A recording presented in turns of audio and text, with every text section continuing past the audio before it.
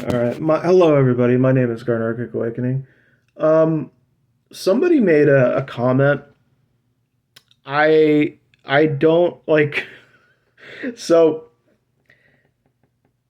because we use statistics to establish the superiority of women, or the we establish gynosupremacist ideas that therefore we're the same as white supremacists.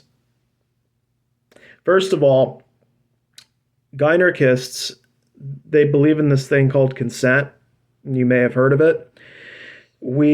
As far as I know, in the gynarchic timeline, I don't remember a group of women running around reducing male populations to 1% through brutal force. Just didn't happen like that. Gynarchists, yeah, you occasionally have that random weird comment about genociding this group or that group, but there's a genocidal person in pretty much any group. There's people who want to kill all Democrats or all Republicans or all this or that. You have genocidal people in any community. That doesn't mean the community is itself genocidal.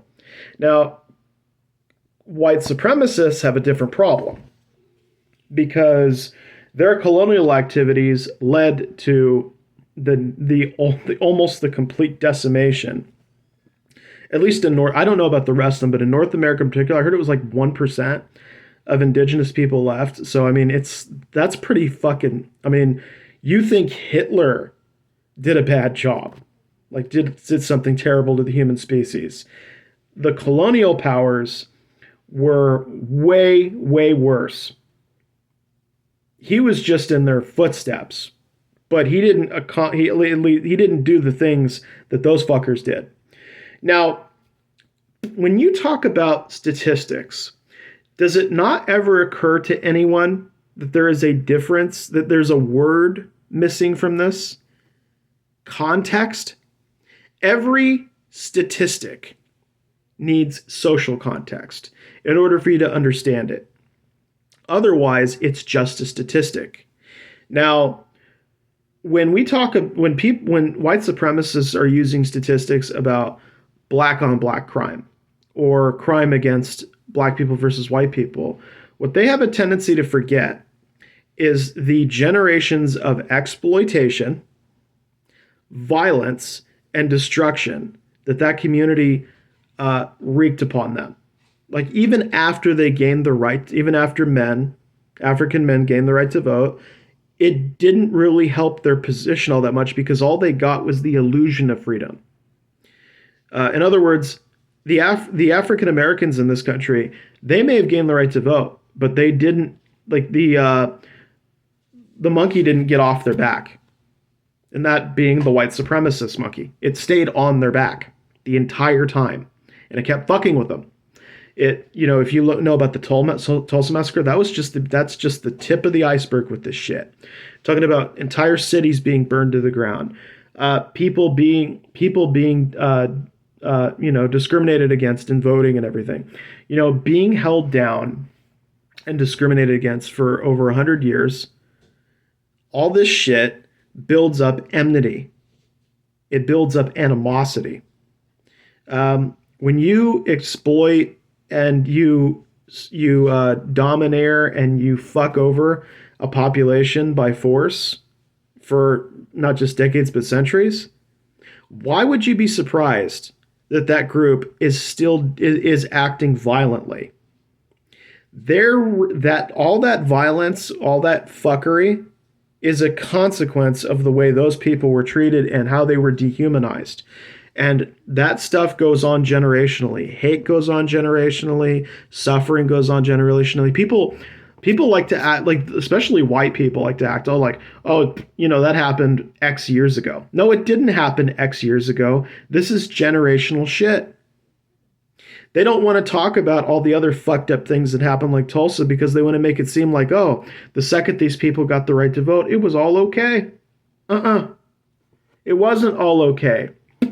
African Americans had to fight and bleed and die just to get more basic shit, and it took them until the 1960s, and they still struggle.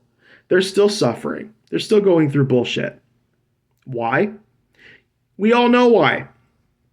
So when you're talking about when white supremacists use statistics, they use statistics and leave out half the damn story.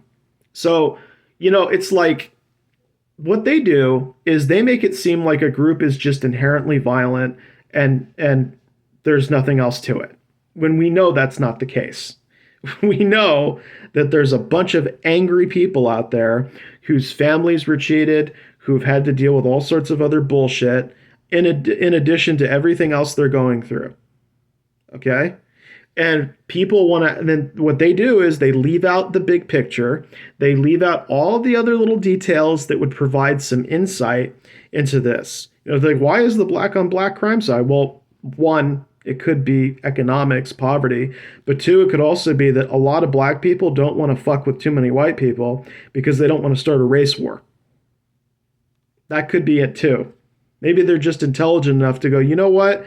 Those indigenous people, I don't see too many of them around anymore. Probably don't want to fuck with white people because they've already demonstrated some serious genocidal tendencies. So if that's going to be how they're going to look at it, especially that's their perspective is, oh shit, might as well keep the violence to Rome. But you got to understand there's another part of this story too that these people don't want to tell you. Why is there violence between, in the in-group?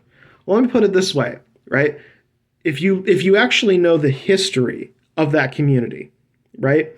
When you, like, for example, go back to Malcolm X.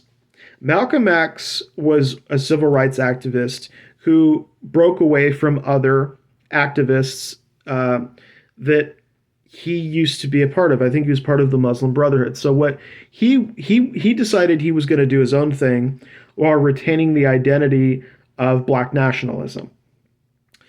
What ended up happening to Malcolm it's a tiny piece of this picture, but it's a magnificent piece in the sense that it tells you a lot about the story. Like, even though it's one man's life, even though it's one out of billions, one out of millions, what this tells you is that there is a lot of angry conflict that goes on between African American peoples. And the reason for it is this. If you haven't watched it, there's a video that Malcolm made. There was a video documented. It's called The House and the Field.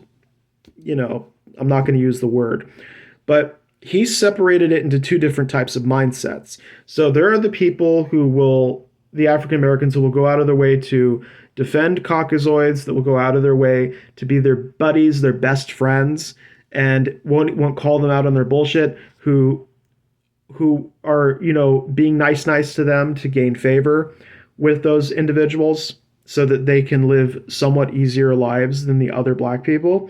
And then you have, and those are the house people. And then you have the field people. And what happens with the field African Americans is they're the ones working hard, suffering, but they don't like the white people. They don't want to cooperate. They see them as oppressors. They don't want to cooperate with them. They want to be independent of them. And here's the problem. Philosophically, and this is carried on since that time, is what happens when you have two different groups? What happens when you have people who want to integrate with the white community, who want to cooperate with the white community, and then you have the other people who are like, you know what, I just want to stick with my own kind. And if that's the case, that means you've got people within your own community who could become your worst enemy, who could sell you out if you ever try to liberate yourself. So you have a conflict taking place between two different mindsets, and that conflict can evolve into violence very easily.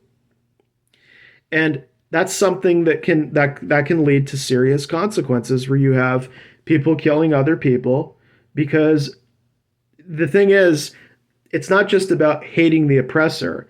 It's like, what's worse, the oppressor or the or the people that could be your friends, that could be on your side, that stab you at least from their point of view, stab you in the back, won't work with you, won't help you. In some cases, they're holding you back, they're dragging you down.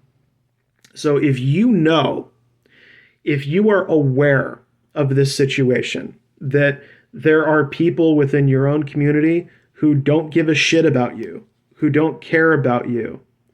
And all they want to do is suck up to another ethnic group or play politics with another ethnic group while you're busy suffering and you're in pain. And that creates a problem because you're seeing the fracturing of a community that before we got involved, they were doing their own thing.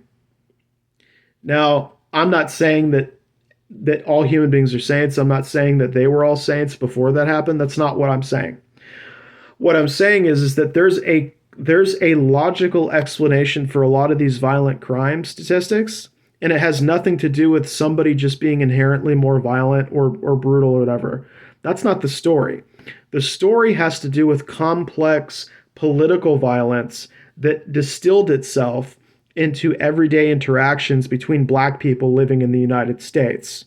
That's part of it. That's not all of it, but that's part of it, where the violence between these two types of individuals, the people who want to go with the system and the people who want to either burn it to the ground or escape it. And so when you know that there's people that within your own household who look like you and they're struggling like you, but they have an entirely different idea about how to go about living a better life than you or whatever life they want, that can be frustrating as hell, and that can definitely split some fucking hairs. Where it's like, look, you want to care about other people, but you also want people to care about you. But what happens when the people that you expect to care for you abandon you, don't care about you? You know how many times I've heard these stories about African Americans, activists criticizing these athletes for taking money and then not giving it back to their own community, not circulating that money back in. In other words, you have these paid athletes who they're getting all these millions, and all they're doing is looking after their own. They don't have community mindsets. They're selfish as hell. So that's another manifestation of this. So there is this ongoing struggle between what is good for the individual within the black community versus what is good for the black community itself. And this leads to conflict and violence. And that, of course, can distill itself into every aspect of life.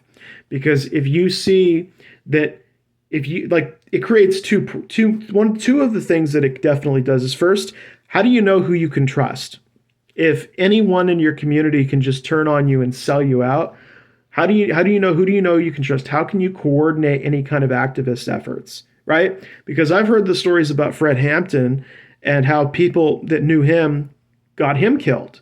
And then you look at Malcolm X. Malcolm X wasn't killed by white people. Malcolm X was killed by black people. So there is this if you look at the history of this community, you look at its past, what you see that black people end up killing other black people and hating other black people, sometimes hating them even more than white people, because they view other black people as an impediment to their independence, to their ability to do whatever it is that they want. So that's where a lot of this is coming from. Like I said, not all of it. There's economic factors, there's other social factors, but this is a big deal. And white supremacists just leave all of this out. Why? Because they've got a narrative, right? The narrative is that these are just low IQ animals that are not capable of higher thought. But that's not what's going on at all. Once you understand the history of that community, then you can understand the violence that takes place between black people. Not just because of the economics, but also because of the fact that there are some people who want freedom and independence, and there are others who are like, you know what, let's just try to make it work and get along with them. And that's a boiling point for some of them, because it's like there's some of them in the community said we'll never be able to get along. We'll never be able to integrate. Like, people think that just because the government enforced integration that somehow that everybody just magically integrated and forgot about this. That never happened. That didn't happen with white people. That didn't happen with black people. If it was solved, then you wouldn't have white supremacists today. You wouldn't have other groups that are like, no, we don't want to deal with them. We want to stick with our own. So they're doing that shit. And then you have these other people that said, you know what, maybe not all of them are bad. Maybe we can find a way to make this situation work. So you have two different thought processes going on, and they're going to butt heads because that's natural. When you have opposing ideologies, when you put those into practice, it's going to ruffle feathers. It's going to make people fucking angry with each other because they're going to start blaming each other for things. It's really the system's fault, but they're going to start and it's the fault of my ancestors for what they did to them and the damage that's still being done. But what's essentially going on is these people, because of their ideologies, are pitted against each other in this system. And so whenever African Americans, the ones who want liberation or freedom, are acting more violently, you have this one group saying, well, see, man, look at how violent they're acting. Look at all this damage they're doing. Failing to realize where the violent people come from, because remember, their communities were burned to the ground. They had everything taken away from them. Put yourself in the mindset of somebody who's African American and who knows the history of this country. If you feel like everything's going to be taken away one day anyways, why pursue anything? Why care about anything? If you know that you've been given a name that's not yours, if you know you've had your culture taken, you know all this shit's going on, from your perspective, your violence isn't simply a case of I just want to hurt people. It's directed at the system. It's directed at the people you feel are propping up and enabling it. That's what's causing it. And then you've got the other, sometimes you have the reverse situation where when the black community suffers and this suffering is ongoing and you see Caucasoids, going around and saying racist shit or electing racist ass people or, doing heinous stuff or making cuts to programs that will disproportionately affect black women in the community. What do you have? You have the revolutionaries, the people who are angry and hateful of the system going, see, look what happened. You worked with them and they stabbed you in the back and they abandoned you. They didn't care about you in the first place. So it's this ongoing battle that's taking place. And it's ideological. It's complicated. It's also something that white supremacists will never tell you because they're liars. They will omit this shit because they think it doesn't matter. It does. Now, here's the difference between those statistics and the ones concerning violence and rape against women and girls. Here's the difference. Women did not oppress men for hundreds of years. Fact. Women did not make laws against men for hundreds of years. Facts. Women do not engage in violence for the same reasons that men do. Also, interestingly enough, a fact. The reason why men commit acts of violence against women and the statistics behind it is not the same reason why African Americans are committing violence against other black people and against other ethnic groups. That's not why it's happening. The reason why men commit violence against women, against other groups, and with all these rapes and all this assault, if I'm being frankly honest, it's because they can. It's because the system enables them to get away with it. Or they know that they're stronger than that person, or they've picked a target that they can control financially, physically, whatever term you want to use. The difference between these two statistics is that women, despite having access to firearms, despite having access to martial arts and dogs, despite having the ability now to inflict serious damage against men, still remain more peaceful than the men. That is the difference between women in this context, and you're talking about the other situation. The women are not doing that. The women are not committing most of the mass shootings. Fact. Yeah, you get that occasional aberration that proves that, exception that proves the rule. But that's a fact.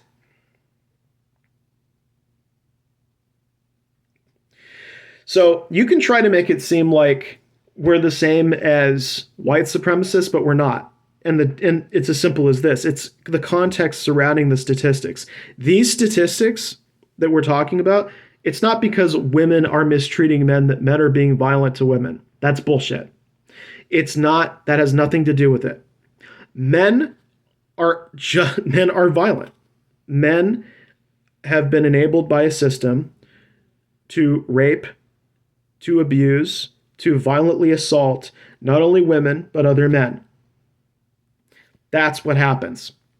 And women, despite having access to firearms, being able to buy pit bulls, which are really effective, especially if they lockjaw you, or attend any of the martial arts classes that would be needed to transform, dieting. I mean, you have more access to dieting knowledge today than we've ever had. If a woman really wanted to, she could get herself into shape. You could buy knives, all sorts of other shit. I'm not even talking about pepper spraying. Yet despite the access to all this technology, the ability to essentially do whatever they want, and they are still not acting as violently as the men are. There is no history of systemic oppression by women against men. That's a fact. There is no evidence that the women are provoking all of these violent encounters. Is there the occasional abuser, the rare abuser? Probably, yeah. But in general, the reason for the male violence isn't because the women oppressed and discriminated against them for 400 something fucking years. The reason why they're doing it is entirely different. So the next time somebody tries to compare a gynosupremacist to a white supremacist, send them this fucking video, please. Thank you. I'm going to get going. I got to do some grocery shopping for the family. Please take care, everybody, and peace out.